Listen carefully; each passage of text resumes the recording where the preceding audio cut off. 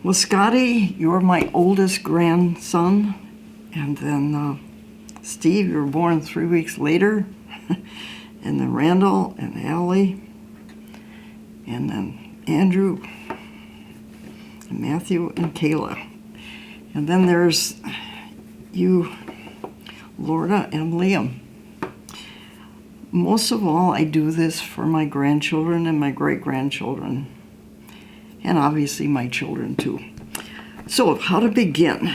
Over here, this is an old beaded bag that I was given by the Yakima people. And the Yakima Nation is the tribe that we work for to get Mount Adams back in 1972. And so I was given that for all the work on that. So today, Robin is sitting across the way, and I'm in Herrick Library, and Andre is here, and they're helping me to record this. Robin asked me to write a short little piece for the newspaper, a letter to the editor, because the Oscars will be on Sunday. By the way, you all know about me and my clay. And I don't know how much you know about the clay as far as your grandma using it for relaxation. So when I was a little kid, I had modeling clay. And you know, your grandma was born before we had Play-Doh. So modeling clay is made out of oil. So there are some positive things coming from oil. So, like I said, today I wrote a short little letter to the editor. And in it, I started out about what today is. Today is March 24th, 2022. And on March 24th, 1989, the Exxon Valdez, the tanker, the oil tanker going out of Valdez into Prince William Sound, hit Bly Reef. And it was so traumatic for all of us. As you probably know, your grandpa and I ran KLAM for Prince William Sound and the town of Cordova. And by the way, that's where Tracy, your aunt or your mom, was born. And Allison, she was born just a few hours before the oil spill. And I remember going from such joy to such sadness. So that's a little bit about today. It's an anniversary. But today I'm going to be talking about an anniversary that has been with me for 50 years. And I think all of you know about the Godfather premiere that your grandpa and I went to for Marlon Brando. But I think it's important for you to know a whole bunch of little details about our life that led up to that. So let's just start at the very beginning, how your grandpa and I met. Your grandpa came back here, I think when he was probably 15 or 16, like in 1956. And there were two people teaching school up in Yakutat. And what they did is they saw that Jim needed a good education, so they made sure he came back here and lived and went to high school and college here. And your grandpa and I were both taking flying lessons in 1962. And there we were meeting each other. I was exotic to him and he was exotic to me. And the next year we married. So we went back up to Yakutat to live, and obviously I'm going to tell you a lot more about this stuff later, but today just real quickly letting you know those things. We lived in Yakutat for a couple years, did a lot of fishing, and then in 1966, Ben was just a baby, I think about 7 months old. We went to Cordova, and that was my introduction to Prince William Sound. Beautiful, beautiful sound. So, like I said, when the oil spill happened, it was crushing. I wanted to go up there and clean the oil off of the rocks. So after that, that's where, like I said, Tracy was born. And then I think all of you are registered except for my great-grandchildren in the land claims. And that was going on right then, from the 60s. They found the oil in Alaska, and the United States government and the oil companies wanted it. And so for the first time, they had to settle with the Indian people. The Indian people were able to put an injunction on so they couldn't drill and they couldn't do anything. So they finally settled. Your grandpa was very involved in that, and because he was so involved in it, he got noticed by something people called the National Congress of American Indians in D.C. And that was started in 1944 in Denver. And this was strange to find how you get all of these native nations to come together, because there must have been 400 or 500 at that point, and they all had different cultures. They all spoke very different languages, and most of them spoke English too. But what had happened to them by the United States government was very different, and so it was cool that they came together. So your grandpa ended up being the PR director, and we had 8 suitcases. That's all we could have, and we moved from Anchorage, Alaska, and flew into Washington, D.C. with little Ben and little Tracy, just the two of you. Your grandparents or your parents. I was a very, how would I say, unaware person about social issues and justice issues. Even though we'd been working on the land claims, I personally only got it with my head. I didn't have a very deep emotional understanding. That came later in life, and later I'll tell you about that. Well, it didn't take very long.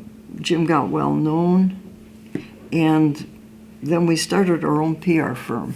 And in Washington State, and let me see, Randall and Kayla and your mom Tracy and Taylor and Scotty and Bree, you're all living, and Liam, you're all living in Washington State. And you're not living very far from Mount Adams. And obviously that's the sister mountain of Mount St. Helens that blew up.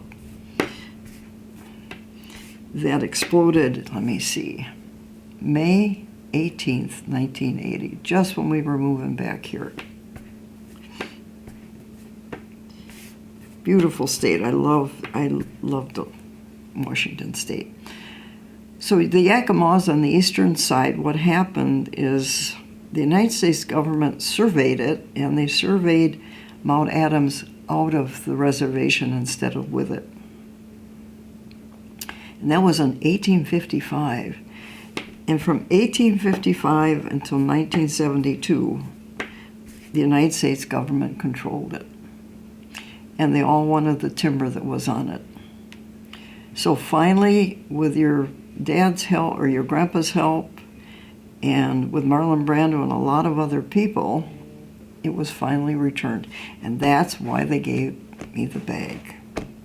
And so this bag is very precious to me. I don't know who's going to be entrusted. Maybe it needs to go between all of you kids. I don't know. And maybe, I don't know. But that's where the contact with Marlon Brando started. And I think all of you've either heard about The Godfather or seen it or whatever. And I know, Rando, you're really into films. So the Godfather premiere, or The Godfather itself, was being filmed. And so Marlon and your grandpa spent a lot of time together. Your grandpa would go out to Hollywood, and I guess it was on Mulholland Drive, and he'd go up and spend time with Marlon and Marlon's wife. At that time, Marlon was married to the woman I don't know her name, that was in the Mutiny on the Bounty, I believe that he was a film. And she was from Tahiti.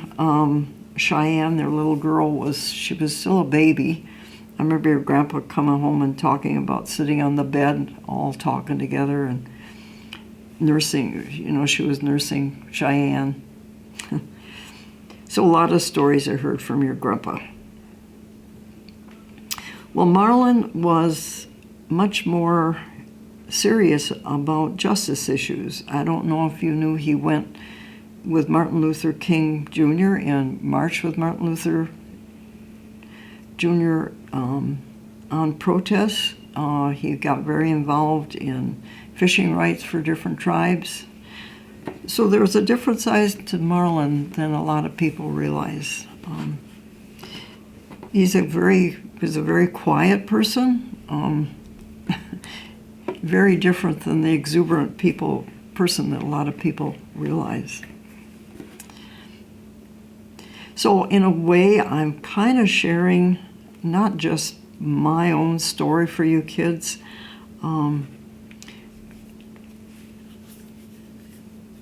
There's another woman that was really involved in this with the Godfather premiere and the refusal of the Oscars. This Sunday is going to be Oscar night, and I don't even know anything about the movies. Years ago it was fun because they were easy to know. So this Sunday it'll be 49 years, and I knew what was going to happen that night. We all knew. We were led to know. So Marlon was very aware, making the Godfather premiere, or for the Godfather, he was realizing the premiere would be something important. So he decided to have Jim and I and Bob Jim, the chairman of the Yakimas, and Doug Smith, and that was your grandpa's best friend here at Hope. He was 6'3", and Bob Jim was 5'7", and your grandpa was 5'7", and I was 5'7" too, all dressed up in an evening gown. I still remember the days before. There was a lot of, how would I say, a lot of preparations. I had to find somebody to take care of your Tracy and Ben. They were just little kids. And then Bob Evans, he's the president of Paramount. He would call me up and talk about arrangements. And it was interesting at the time. I found out too that Ally McGraw was very involved in the first Earth Day in 1970. And I thought that was cool, but I only just found that out. I'll come back to that in a little bit. So everything was arranged. Paramount was going to pay for everything. We had beautiful hotel room in the St. Regis Hotel, an old hotel there. Very, very strange. Didn't know how to act. Very intimidating. So that night, your grandpa got dressed up all in his Indian regalia, but both of these Indian men had their native regalia on, and here's Doug Smith, 6'3", in a tuxedo, I think, and me in an evening gown. Now, one of the things that I found out is that Mark Seals has just written a book on it, and he interviewed your grandpa. And can you imagine what we must have looked like? A lot of people were waiting to see Marlon Brando get out of a limousine. And instead of Marlon getting out, the four of us, I get out first because I'm the girl. And I'm supposing that Doug got out last, being so tall. And so here's the four of us standing there.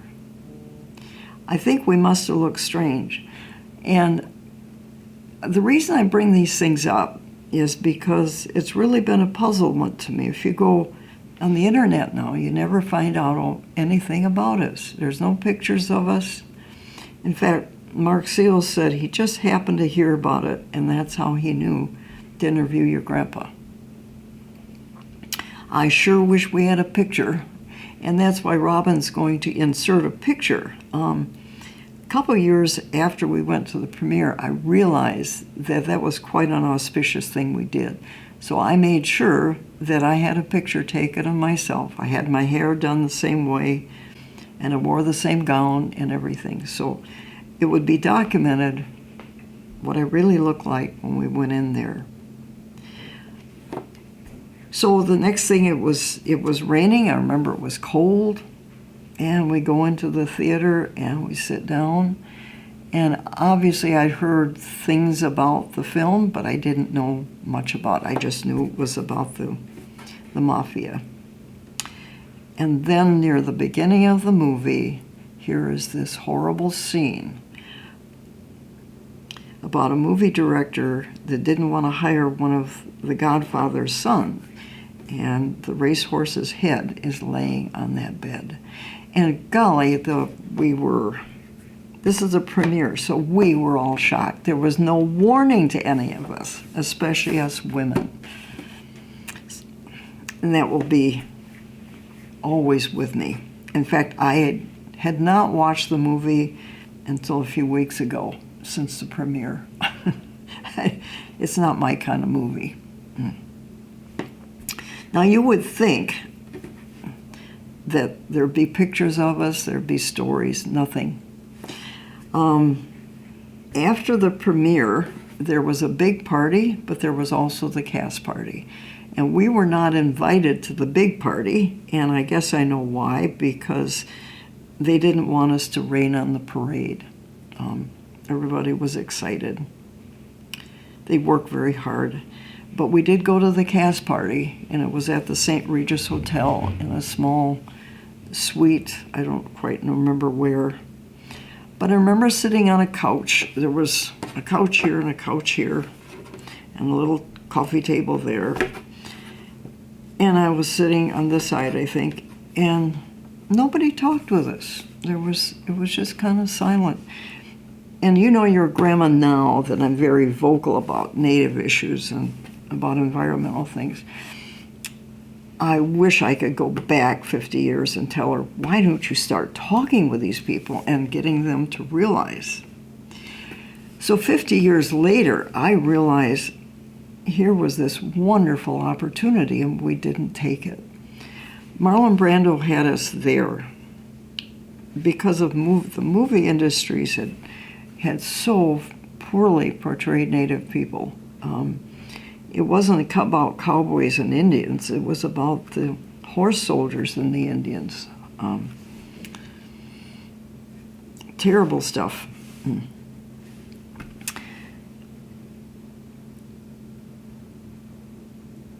Yeah, it's like mind melding with myself 50 years ago. The reason I've got the clay kids is the clay has been this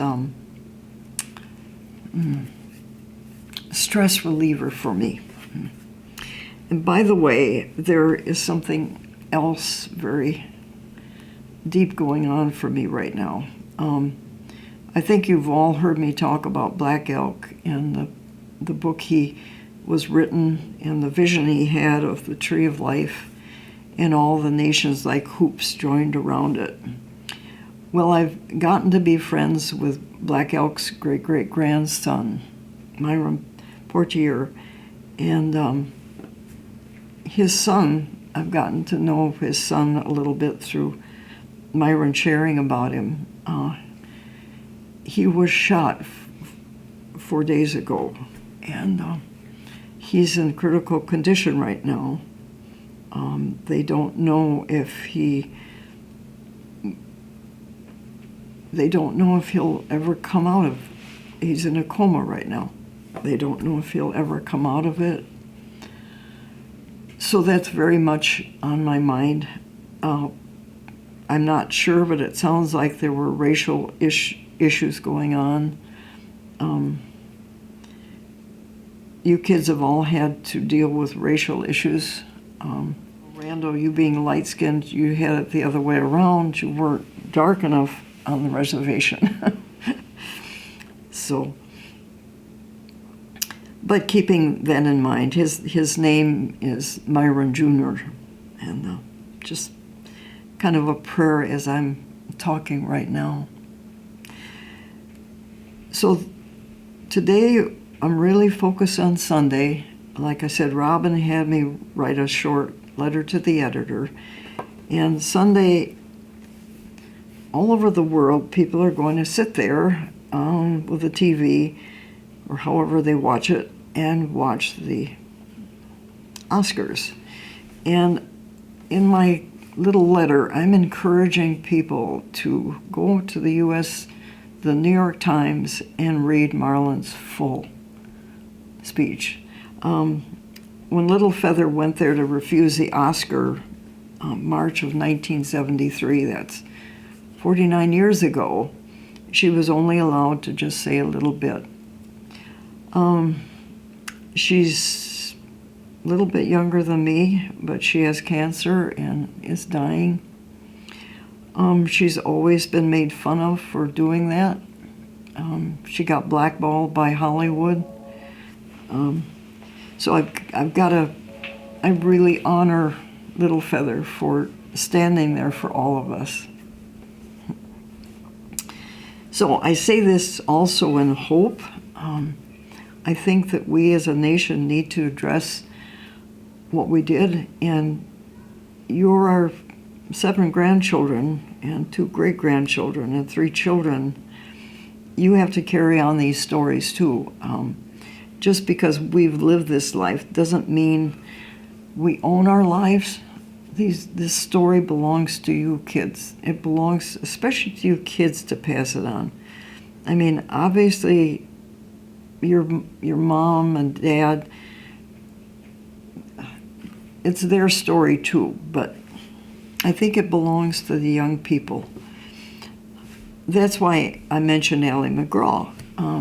On April 22nd of 1970, Ally McGraw is there for the first Earth Day.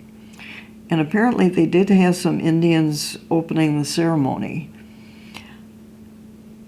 But I ponder, if Hollywood had really taken seriously, and the general public, of what Marlon was saying about misrepresenting Native issues, it would have so quickly led us to environmental issues, because there is no separation between Native people and the land. They're one and the same. So when Hollywood ignored what Marlon was saying, they were really ignoring the voice of the earth too. And maybe it's fitting that I'm making my shells down there, because it's kind of like, your grandma's shy, and it's kind of like the snail. I'm coming out of my snail doing this for you kids. My love for all of you is so deep. And, I think of other grandmothers. This is the Woman's Month. And obviously the woman that we don't speak the most about is our Earth Mother. And so I leave this story that I'm telling you just out of deep love for you. And I wish I could hug each one of you right now. And so it's kind of my hope that my words are hugging you instead. And I think I will try to make sure I at least encourage all 7 of you to read that speech from the New York Times too. So I'm going to leave you with one thought, and I'm going to be encouraging Mark Seal, who's done this, the book, and other people that have been interviewing. I came across an interview that was just done very recently with Robert De Niro and his relationship with Marlon Brando. And I listened to the whole interview, and I don't know if I missed something. I try for accuracy, kids. I I don't remember him saying anything about Marlon refusing the Oscar or having us there. If anything I would love to see is that all these people that were at that cast party, to give their remembrance of it and what they thought about Marlon having us there and what it was like having Marlon refuse the Oscar. I think that story needs to be told. And I would love to see interviews, and maybe you kids, maybe you start writing, you write to them and you ask them. So it's been a strange life, kids, you know that. So I'll end with there, and end with my love and my prayer, especially for Myron Jr., that he is able to come out of it. He's only 19, the same age as you, Andrew. So, with love.